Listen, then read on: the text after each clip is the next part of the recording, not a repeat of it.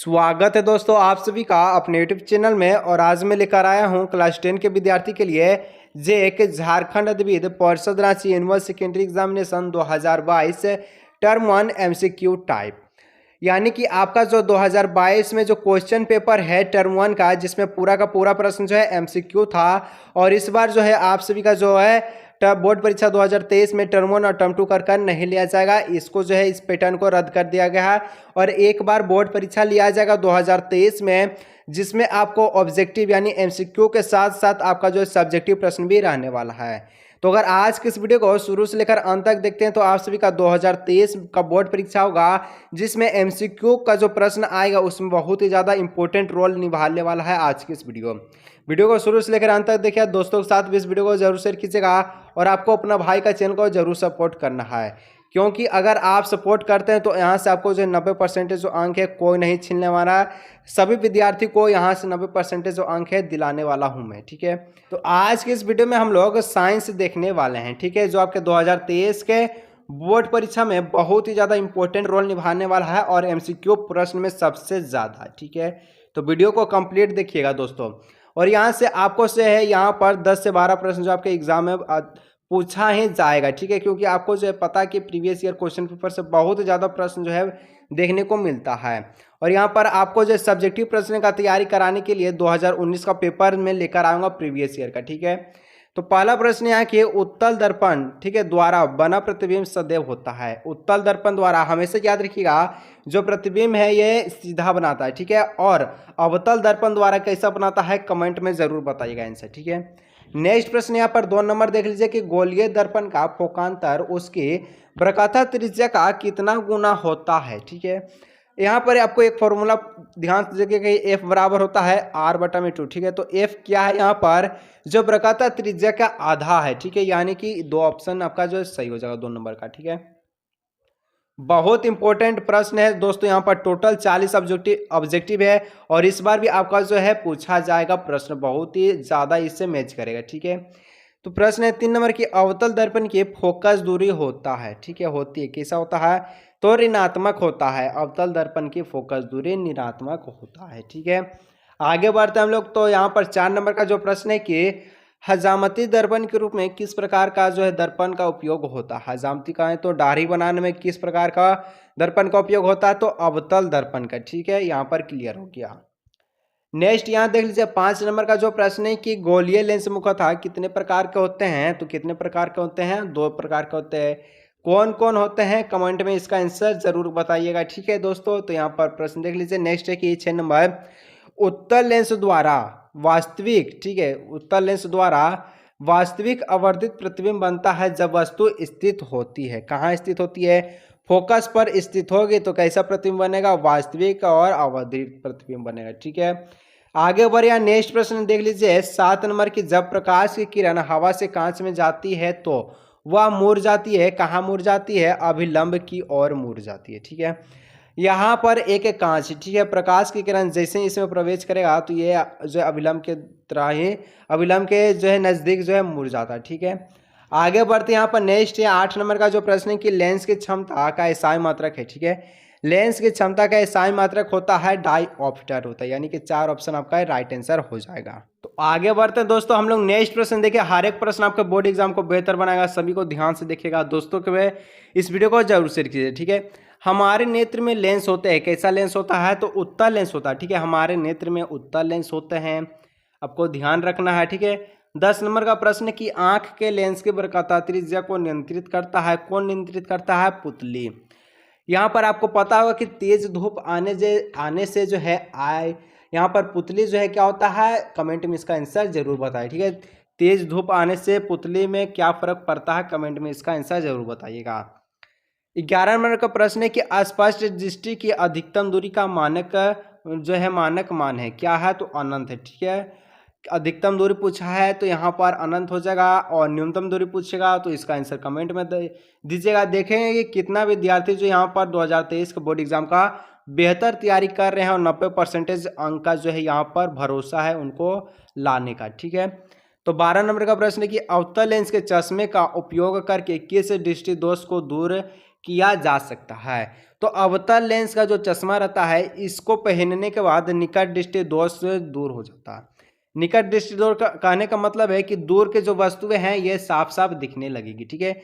निकट यानी निकट का जो वस्तुएं दिखती है लेकिन दूर का नहीं दिखता है, तो अवतल लेंस लगाने से ये जो है बीमारी सोल्व हो जाए, ठीक है।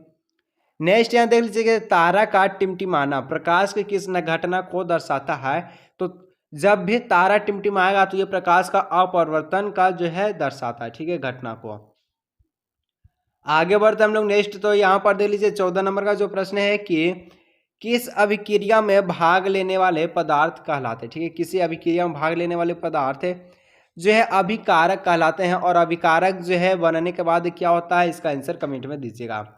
देखिए हर एक बार प्रश्न इसलिए पूछ रहा हूँ ताकि आपको यहाँ पर कोई जो है डाउट ना रहे कि ऐसा प्रश्न भी एग्जाम में पूछा जा सकता है, ठीक है। तो समीकरण है यहाँ पर CaCO3, ठीक है। यहाँ पर देखिए अलग हो रहा है CaO और प्लस CO2 किस प्रकार की अभिक्रिया है। साथ में था अलग हो गया, क्या हो गया, वियोजन हो गया, ठीक है, इस प्रकार से हो जाएगा। और अगर ये दोनों रहता बिखरा हुआ और एक एक करता तो यहाँ पर क्या होता है इसका भी उत्तर कमेंट कीजिएगा, ठीक है। देखिए हर एक प्रश्न में मेरा जो है खुद का प्रश्न यहाँ पर इसलिए पूछ रहा हूँ ताकि आपको यहाँ पर कोई भी दिक्कत ना हो, ठीक है। श्वसन कैसी रासायनिक अभिक्रिया है, तो श्वसन जो है ऊष्माक्षेपी है। जब भी आप श्वसन लेंगे तो आपको यहाँ पर जो है ऊर्जा निकलती है, ठीक है, उत्पाद के साथ साथ ऊर्जा भी बाहर निकलती है।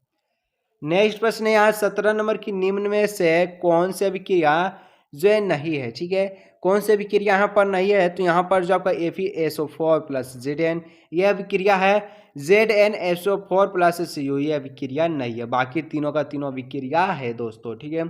तो ऐसा ही प्रश्न आपका बोर्ड एग्जाम में सेम दिखने को मिलने वाला, ठीक है। जेक बोर्ड जो है प्रीवियस ईयर क्वेश्चन पेपर जब छापता है तो इसमें कोई देरी नहीं करता और हर एक प्रश्न को उठा के धर देगा। 10 से 12 प्रश्न आपके बोर्ड एग्जाम में जो है मैच करने को दिखेगा और सेम ऐसे ही प्रकार के डाल देता है, कोई चेंज भी नहीं करता, ठीक है। तो प्रश्न 18 नंबर की निम्न में कौन संतुलित समीकरण है, ठीक है। तो यहाँ पर हम लोग देखिए दूसरा नंबर है कि यहाँ पर Fe जो है 3 है, ठीक है, यहाँ पर Fe 3 है।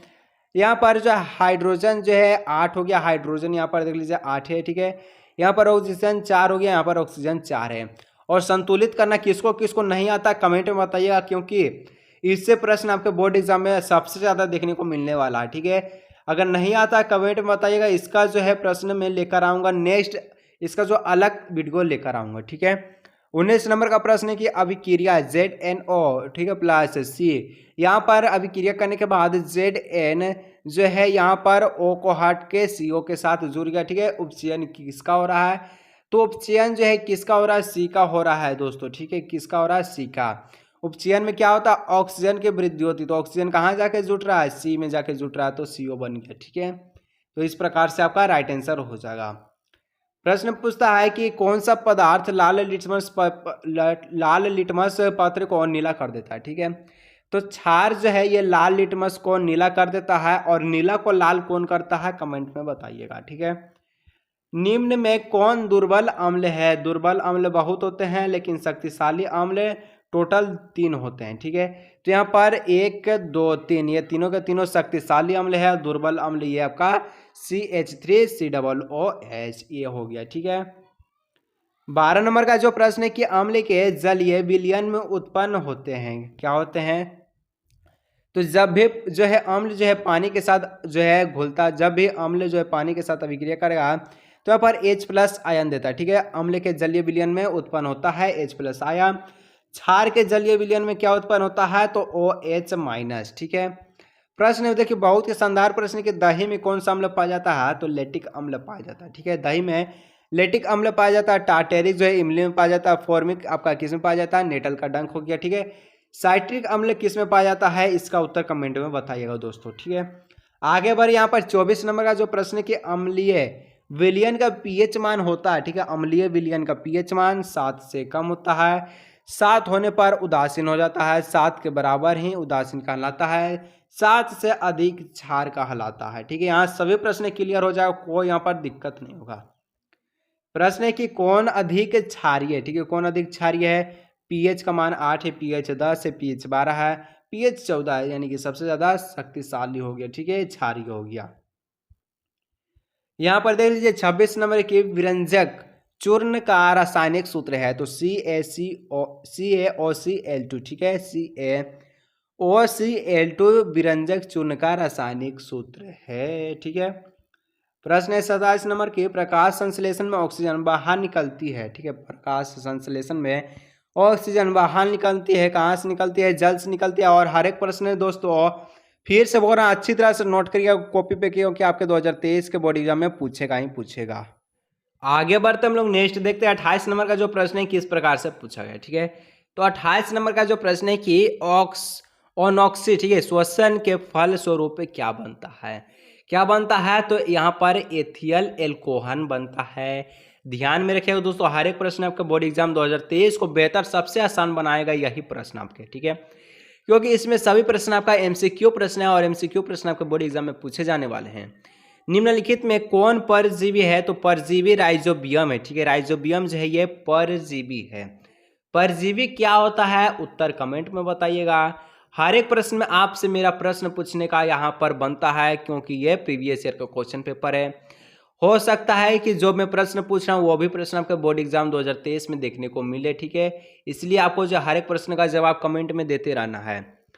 यहाँ पर देख लीजिए रुधिर के तरल भाग को क्या कहते हैं, तो प्लाज्मा कहते हैं, ठीक है, रुधिर के तरल भाग को प्लाज्मा कहते हैं। यहाँ पर देख लीजिए मछली के हृदय में कोष्ठों की संख्या है, ठीक है, मछली के हृदय में कोष्ठों की संख्या कितनी है, तो टोटल 2 कोष्ठक होते हैं मछली के हृदय में। और मनुष्य के कोष्ठक में कितने हृदय होते हैं टोटल, ठीक है, यहाँ पर उत्तर कमेंट में बताना है। तो प्रश्न पूछता है कि मनुष्य में वृक्क एक तंत्र का भाग है जो संबंधित है उत्सर्जन से संबंधित होता है। मनुष्य का वृक्क एक तंत्र का भाग है जो उत्सर्जन से संबंधित होता है, ठीक है। यहाँ पर देख लीजिए मैग्नीशियम पाया जाता है, ठीक है, मैग्नीशियम में पाया जाता है, क्या पाया जाता है, क्लोरोफिल मैग्नीशियम में पाया जाता है। दोस्तों बहुत इंपॉर्टेंट प्रश्न है ये, तो बोर्ड एग्जाम में पूछ ही चुका है, तो आपको पता है कि कितना इंपॉर्टेंट प्रश्न होगा, क्योंकि बोर्ड एग्जाम का जो एग्जामिनर है ऐसा ही प्रश्न को नहीं छापते हैं, बल्कि प्रश्न का खूबी को देखकर छापते हैं, ठीक है। तो किसमें मुकुलन विधि द्वारा जनन होता है, तो मुकुलन विधि द्वारा जनन किसमें होगा, तो यहाँ पर हाइड्रिया में हो जाएगा, ठीक है, हाइड्रा में हो जाएगा, ठीक है दोस्तों, इसको ध्यान रखना है। नेक्स्ट प्रश्न है 35 नंबर की एड्स रोग किसके कारण होता है, ठीक है, एड्स जो रोग है ये विषाणु के कारण होता है, ठीक है, किसके कारण होता है, विषाणु के कारण होता है, ठीक है। यहाँ पर घर बनाइएगा नहीं, उत्तर को देखकर टिक मारिएगा, ठीक है। प्राग कोश में होते हैं, क्या होते हैं, प्राग कोश में, तो प्राग कण होते हैं प्राग कोश में, ठीक है। और देखिए अगर चाहेंगे तो 2019 का जो वीडियो है बहुत इंपॉर्टेंट होने वाला दोस्तों, क्योंकि पता है कि हर एक सब्जेक्ट का जो पूरा सिलेबस जो है यहाँ पर जो है पूछा जाएगा, तो इसमें सब्जेक्टिव का रोल निभाएगा 2019 का क्वेश्चन पेपर। कमेंट में बताइएगा किस कौन कौन विद्यार्थी को यहाँ पर अगर 2023 में 90% जो अंक लाना चाहते हैं तो कमेंट में बताइएगा, और 2019 का पेपर चाहते हैं, ठीक है। प्रश्न पूछता है 37 नंबर पूर्ण विकसित अंडाशय क्या कहलाता है, जब अंडाशय जो है पूर्ण विकसित हो जाता है तो ये फल कहलाता है, ठीक है, क्या कहलाता है, फल कहलाता है, ठीक है दोस्तों। नेक्स्ट प्रश्न है 38 नंबर, यहाँ पर देख लीजिए कि अनवीकरणीय ऊर्जा स्रोत है, ठीक है, अनवीकरणीय ऊर्जा स्रोत यहाँ पर कोयला हो जाएगा, ठीक है, क्योंकि ये सीमित भंडार है। और यहाँ पर नेक्स्ट है 39 नंबर की सौर ऊर्जा को सीधे विद्युत में बदल देने वाले युक्ति को कहते हैं, सौर सेल कहते हैं। सौर सेल जो है सौर ऊर्जा को सीधे विद्युत में बदल देती है, ठीक है। नेक्स्ट यहाँ पर आप सभी का लास्ट प्रश्न की निम्नलिखित में से कौन मुख्यतः जैव घटक जैव गैस घटक का जो है संघटक है, ठीक है, जैव गैस का संघटक है तो मेथेन है।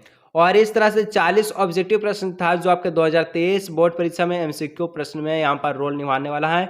2022 का प्रीवियस ईयर का क्वेश्चन पेपर चाहेंगे तो कमेंट में बताइएगा, 2019 का जो है क्वेश्चन में लाऊं या ना लाऊं कमेंट में बताइएगा। तो चलिए दोस्तों आज के इस वीडियो को यहीं रखते हैं, मिलेंगे हम लोग नेक्स्ट वीडियो में।